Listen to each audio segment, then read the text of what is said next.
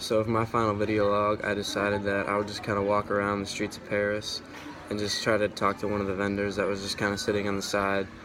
And I really didn't know kind of what area I wanted to go to, so I just kind of started walking around, kind of around the Louvre area, because I knew I kind of wanted to focus on art. Because when we were walking around, I noticed that there was a lot of famous artist paintings and renderings that were just being for sale, kind of on the side. So I thought that'd be a good place to start. So I just kind of walked around.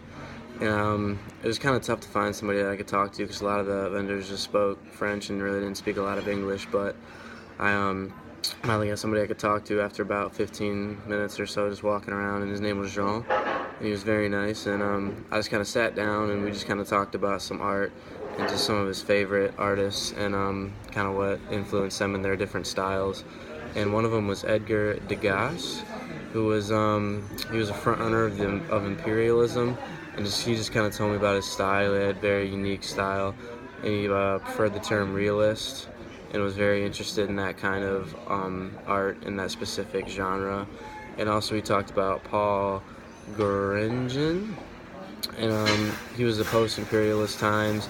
He contributed a lot to the growth of the avant-garde painting, and he also had a very close relationship with Van Gogh, and that kind of led into a conversation about Van Gogh. And I mean, I'd heard of him, so I didn't really know a whole lot about him. I just heard the name. I knew he was very famous and very well known for his craft, so I kind of learned more about him. I knew the ear cutting off thing, but I didn't really know much more about that. So it was just kind of cool just to get a perspective, and he obviously knew his stuff. We just talked for about 20 minutes just about the importance of art in the French culture.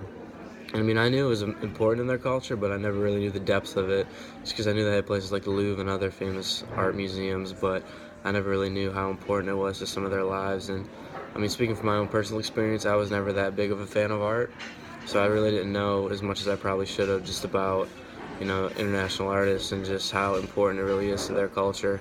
So it was really cool just to get a chance to just talk to somebody firsthand and just really, because he seemed very passionate about what he was talking about, so it was just kind of refreshing to talk with somebody like that.